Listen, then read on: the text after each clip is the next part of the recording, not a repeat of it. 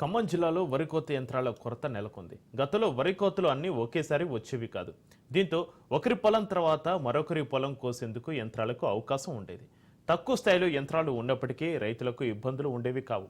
పరిస్థితులు మారిపోయాయి. అకాల వర్షాల భయంతో రైతులు గతానికి భిన్నంగా అందరూ ఒకేసారి సాగు చేస్తూ కోతలకు ఉపక్రమిస్తూ ఉండడంతో యంత్రాలు లభ్యం కావడం లేదు, ఇబ్బందులు ఎదురవుతున్నాయి. ప్రస్తుతం యంత్రాల సంఖ్య పెరిగినా అందరూ ఒకేసారి కోత పనులు ప్రారంభిస్తూ యంత్రాల కోసం ప్రయత్నిస్తున్నారు. అడ్వాన్స్ డబ్బులు ఇచ్చేందుకు కూడా సిద్ధమవుతున్నారు. ఇక పలు ప్రాంతాల్లో ఆకాశం మేఘావృతం అవుతుండడంతో వరి కోసేందుకు పొలాలను ఆరబెట్టి యంత్రాల కోసం రైతులు ఎదురు చూస్తున్నారు. సకాలంలో యంత్రాలు దొరకక యంత్రాల కోసం ఎగుబడుతున్నారు. గత సంవత్సరం వరి కోతకు గంటకు రైతులు హార్వెస్టర్లకు 2400 వరకు అందజేశారు. ఈ సంవత్సరం యంత్రాల యజమానులు ధరలు పెంచారు. 2500 నుంచి 2800 వరకు వసూలు చేస్తున్నారు. ఈ రేటును ఇచ్చేందుకు రైతులు సిద్ధంగా ఉన్న యంత్రాలు మాత్రం లభ్యం కావడం లేదు. దీనికి సంబంధించిన మరింత సమాచారాన్ని మా ప్రతినిధి ఉపేందర్ అందిస్తారు. జిల్లా రైతాంగానికి కూలీల కొరత ప్రధానంగా కనిపిస్తుంది. ఈ నేపథ్యంలోనే ఏదైతే చేతికొచ్చిన పంటను అది నూర్పిడి చేసేందుకు కూడా రైతులైతే తీవ్రంగా ఇబ్బందులు పడుతున్న పరిస్థితి కనిపిస్తుంది. ఈ నేపథ్యంలో ఇప్పటికే ఏదైతే జిల్లా వ్యాప్తంగా దాదాపుగా 2.5 లక్షల ఎకరాల్లో కూడా వరి సాగు చేశారు. ఈ నేపథ్యంలో అదంతా కూడా పంట చేతికొచ్చే పరిస్థితి కనిపిస్తుంది. ఇటు వర్షాభావ నేపథ్యంలోనే రైతులంతా కూడా కొంత ఆందోళన చెందుతున్నారు. వర్షం నేపథ్యంలో పండిన పంట కూడా అంటే ఆగమవుతుందని చెప్పేసి అటు కూలీల్లో దొరికిన నేపథ్యంలోనే యంత్రాల సాయంతో కూడా వాటిని కోసుకునే ప్రయత్నం చేస్తున్నారు. ప్రధానంగా ఇప్పటికే వరికి సంబంధించినటువంటి కొంతమంది రైతులు మనతో ఉన్నారు. ఈ అంటే రైతులు కూలీలు దొరకని నేపథ్యంలోనే వీరంతా కూడా యంత్రాల సహాయంతో కూడా వరిని కోసిస్తున్న పరిస్థితి కనిపిస్తుంది. ప్రధానంగా చెప్పండి, మీరు ఈ వరిని కోయడం కోసం ప్రధానంగా యంత్రాలనే ఉపయోగిస్తున్నారు, ఎందుకని ఇంతకు ముందు కూలీలు కూడా ఉండేవారు కదా? అవునండి, కూలీలు ఉన్నారండి. కూలీలు ఇప్పుడు ఎకరానికి 5,000 అడుగుతున్నారు ఎకరానికి. కోసోళ్ళు లేడు, కుప్పగొట్టోళ్ళు లేడు. ఇంతకుముందు అంటే బాగా ఇది ఉందండి. ఇప్పుడు రేటు కాడ లేదండి.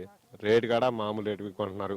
పోయే సంవత్సరం అయితే 31,00 అమ్మిన కింటలా కమ్మి చేశానండి. ఇప్పుడు ఇక కూలీలు దొరక ఈ మిషన్లు పెట్టుకొని ఎకరం 2.5 వాడుతుందండి. గంటకి 36 దాకా ఇచ్చి కోపించి కానీ చేపిస్తున్నాం. అంటే ప్రభుత్వం కూడా ప్రత్యేకంగా ఇప్పటికే అంటే పంపించిన అంటే సన్నధాన్యాన్ని కూడా ఎక్కువగా 500 కూడా కల్పిస్తామని చెప్పేసి బోనస్ ఇస్తామని చెప్తుంది కదా. అంటే ఎటువంటి సౌకర్యాలు కనిపిస్తున్నాయి? ఎంత 500 ఇచ్చిందండి? ఏమి 500 ఇచ్చినా ఎన్ని సరిపోతాయండి? పోయేసారి 31 కొన్నారండి కింట.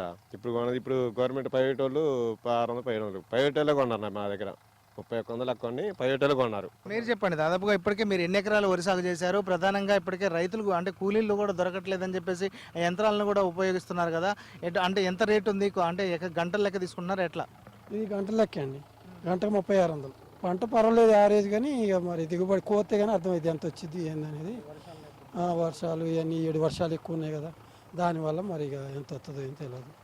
ప్రధానంగా చూసుకుంటే జిల్లాలో వరి సాగు చేసిన రైతాంగం కూడా ప్రధానంగా అంటే కూలీల కొరత నేపథ్యంలోనే ఇటు యంత్రాల సహాయంతో కూడా అంటే మేము వరి కోవిస్తున్నాం. ప్రధానంగా ఇప్పటికే తమిళనాడు అదేవిధంగా పక్క రాష్ట్రాల నుంచి కూడా ఈ యంత్రాలను తీసుకొస్తున్నాం. ఒకేసారి వరి సాగు కోతకు రావడంతో కూడా కొంత ఇబ్బందులు అయితే పడుతున్నాయి. ప్రధానంగా ఇదంతా కూడా అంటే ఒక 10-15 రోజులు కూడా తీవ్రంగా ఇబ్బందులు ఉంటాయని చెప్తున్నారు. అటు వాతావరణ పరిస్థితుల నేపథ్యంలోనే త్వరగా పంటని అంటే చేతికి అంటే బయటికి తీసుకొచ్చే ప్రయత్నాలు అయితే రైతాంగం చేస్తుంది. ఈ నేపథ్యంలోనే వారు ఎక్కువ ఖర్చు అయినప్పటికీ గంటకి ఇంత అని చెప్పేసి రైతాంగం ఇచ్చి కూడా ఈ వరిని అయితే కోపిస్తున్న పరిస్థితి కనిపిస్తుంది. అటు ప్రభుత్వం కూడా ప్రత్యేకంగా ఏదైతే సన్నధాన్యం పండించిన రైతాంగానికి 500 రూపాయల బోనస్ కూడా ఇస్తామని చెప్పి ప్రకటించిన నేపథ్యంలో రైతులంతా కూడా ప్రత్యేకంగా వరిని కోసేందుకు అయితే ప్రత్యేకంగా ఉపక్రమిస్తున్న పరిస్థితి అయితే జిల్లాలో కనిపిస్తుంది. ఇది ఇక్కడ తాజా పరిస్థితి. కెమెరా పర్సన్ నరసింహరావుతో ఉపేందర్.